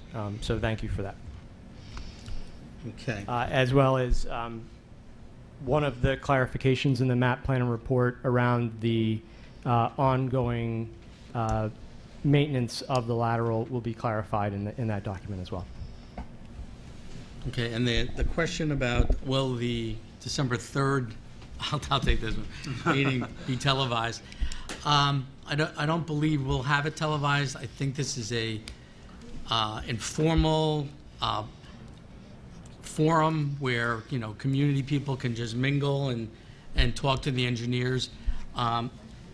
Roland, I guess we would have to, can't be more than 2 town board members at a forum like that, or? It's not here, it's Unless you schedule it as a special meeting. So it's either or. So for the purposes of allowing more than 2 board members, you know, we could do that. what was that? I mean, We don't- isn't it, we just can't make decisions, I thought. No. No, you're there just- for the purpose, I Can't mean, discuss you anything. wouldn't even be able to Anything? discuss it. All right. And if you're there, you're gonna wanna discuss it. Yeah, So it's better just to schedule it as a special meeting. Okay, so, Well, if there were 2 people there, they could express their personal opinion, 2 board members. Correct, then it's not a quorum. But as Right. soon as you reach a quorum. Yes, no, and I you're understand that. Discussing a town subject, it's a violation. If you have more than 2, Right. yeah. So you either have to make a decision that only 2 of you go, but if Mhm. more than 2 of you wanna be there, then just make it a special meeting. all right, well, you know, that, Sure, Roland, why not? It's You just got bad. it. He would have to. so, well, look, why don't we leave it this? 2 of us can go to the December 3rd, and then 2 of us can go to the one in early 2020. can go. Why Unless there's, Well, I unless you think wanna the do a meeting, special meeting. I think that's a good idea. I think the meeting on December 3rd, the engineers will be there and people can discuss their individual questions about their property, about where potential lines might go. I mean, that's what I think it would be, and there will be illustrations up for people to study.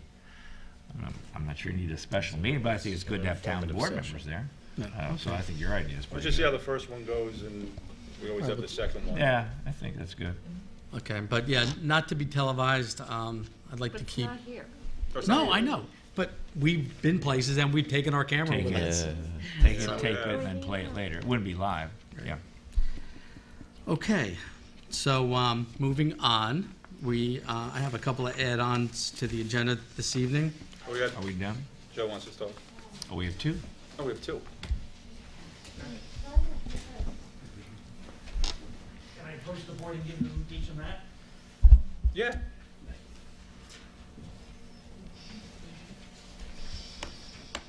Thank you. All right, thank you.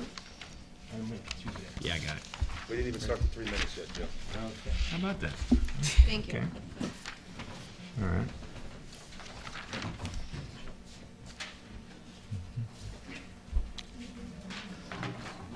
Joe Luciano, 10 Walker Drive, Yorktown Heights. Sorry, Somers. Real quick, the green is drawn by Woodward and Curran. It's the area of Shenrock which influences the lake, according to them. So my big question is, why isn't that the sewer district lines? It's been determined by them that that was the influence of the lake by their septics. So why isn't that where the line is drawn? I'd really like the board to answer. I know you're going to push it to him, but you are the board. Okay? Because outside those lines, a lot of the streets are more, they're not summer bungalows. They're more regular homes who were built later with better septics. So I'm just curious, why didn't you follow what they mapped? Thank you. Okay, thank you.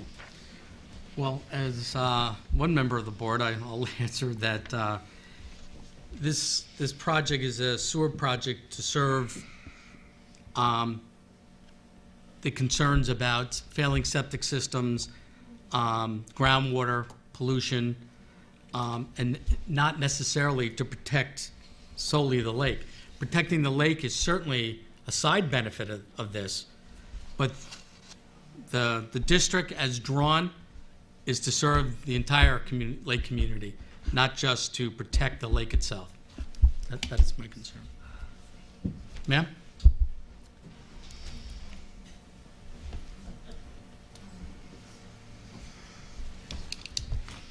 Yeah, hi, Robin Anderson, 9 Cypress Lane. I want to thank you guys for all the efforts that you've made on this. It's a big deal for Shenorock. I've been a resident for 20 years, and I think it's really necessary for this community so that we can continue to have a good quality of life. There are a lot of questions I hear when I'm wandering around about the need for the sewers. I keep hearing that the septics are fine, they're not impacting the lakes. I know you guys have talked about it, and I know the environmental facts came out, but I was wondering if we could get some more detail on that, because I consistently hear this 1%, only 1% of the damage to the pollution to the lakes is from septics, and I'm not sure where that comes from. I did wade through most of the 143 Lake Shenorock wastewater report. It was really painful. I got through a lot of it. You know, I'm a nurse. I have a science background, but I don't understand a lot of it. Yes. So if there's some way that could be made simpler so more of us could understand, I think that would be really useful for a lot of residents. Great. Thank you. Thank you. Thank you. You know, this is a project that where the money comes, remember what it is. The money is coming from New York City DEP to this area to protect the water supply for New York City and all the communities that draw from that, including Yorktown and Shenorock. So that's the purpose of it, is to protect that water supply. If it can then also save that lake as part of that, that's plus. Now you might ask the question, well, what's the science behind that? How does the DEP and all the engineers measure that impact, and why do they think it is a problem? That's a logical question, and I believe that our engineers will be able to answer that, especially on December 3rd when they present everything. Here's the science, here's why the DEP and the Watershed Corporation and the East of Hudson, believe that is an important thing. But it's a logical question. Why do they believe that? But it's not, remember, just about Lake Shenorock. There's a bigger issue here. I think that one of the things that they would point to is simply how much land do you need to absorb what comes out of a functioning leach field, and there's just not enough. So as one home person said to me, there's just not enough soil to do it. But I'm certainly not the scientist, and I'm sure there's a better answer than that. Right, and we can provide some more information from the EPA, who has, density formulas and what is high density. And believe me, these two communities fall into high density septic system use. So, thank you. But the science will come to the science people. Okay, moving along. I have a couple of add-ons this evening. One is authorize the solicitation of an RFP for the town of Somers for HVAC service. I'd like to make a motion to, I'll second. all in favor? Aye. So moved. Number This has been an 7. ongoing issue. I'm glad we're going to take some Yeah. new action on that. Okay.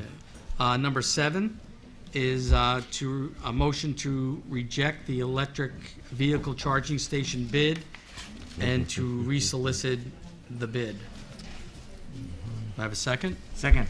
All in favor? Aye. So moved.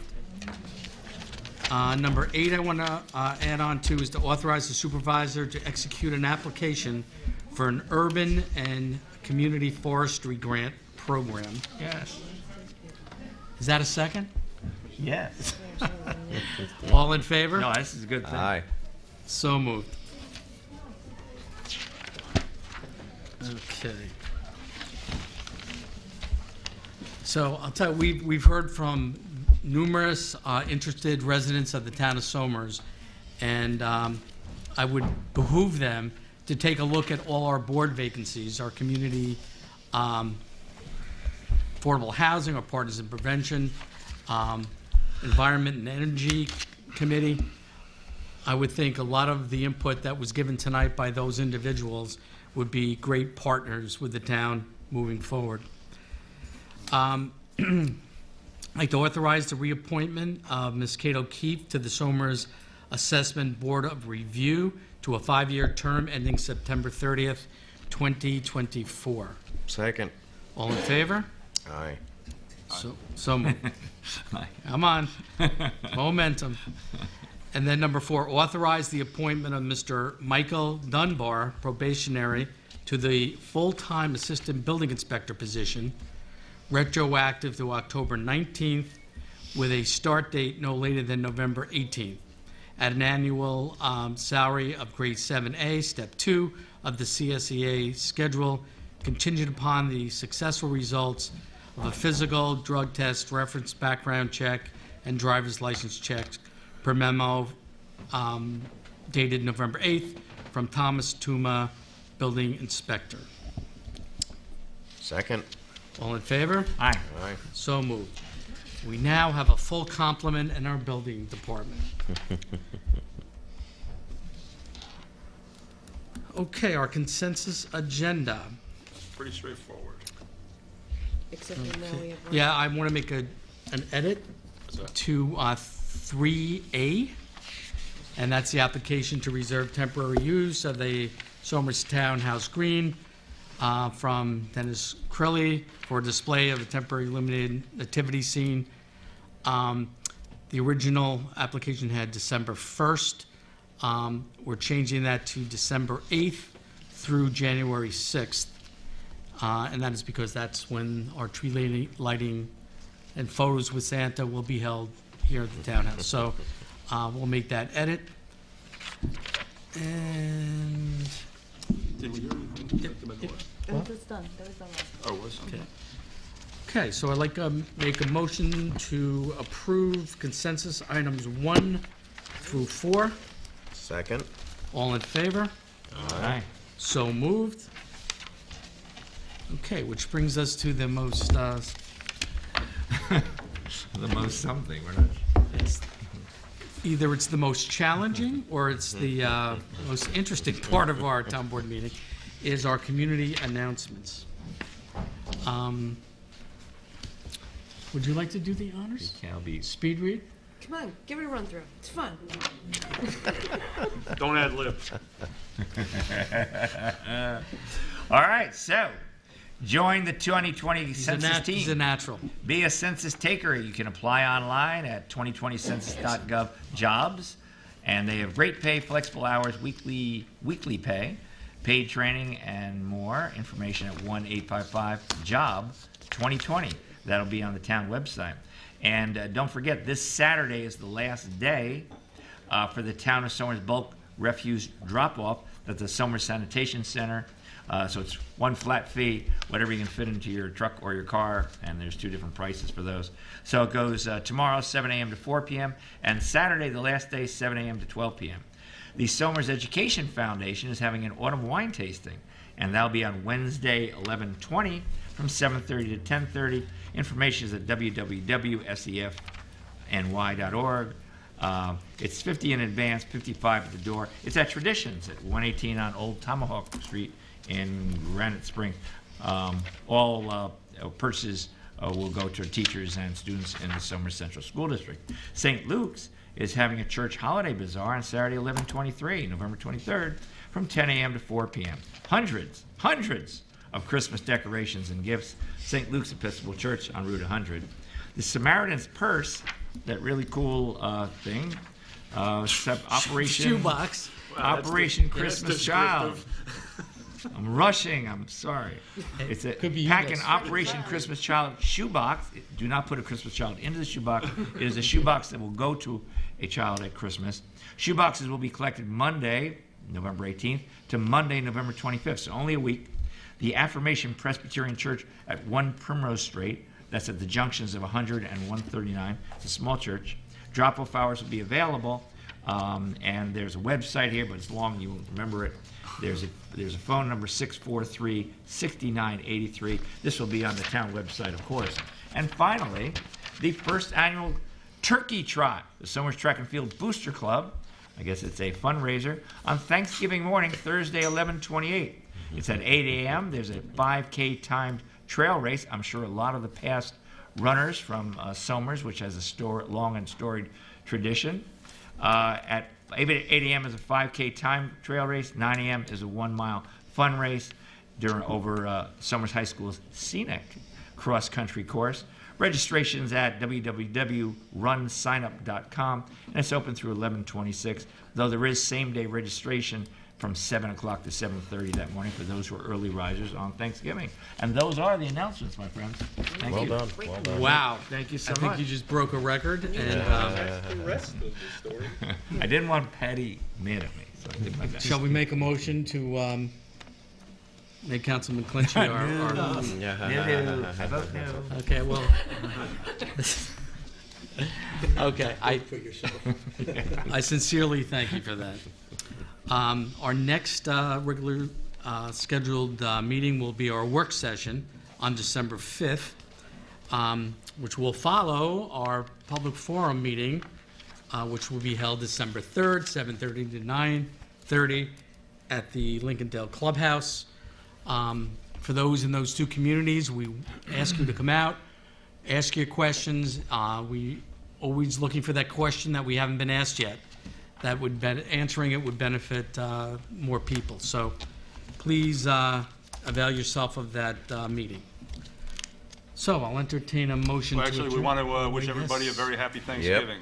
All right. And safe. We will not see you before Thanksgiving, so everybody have a nice long weekend. Be safe. And be careful on Black Friday. And eat your share of Here you turkey. go. Happy Thanksgiving all. Be careful. Dangerous day, or you Oh, said? yeah, it's a rough one. Don't go to Walmart that day. Motion to adjourn? I'll entertain a motion to adjourn. I'm pretty sure she can't make it, so I can't, I'm just I making. make a motion to adjourn. Second. All in favor? Aye. Aye. So moved. You would've done Good that night, an hour and a half Somers. ago.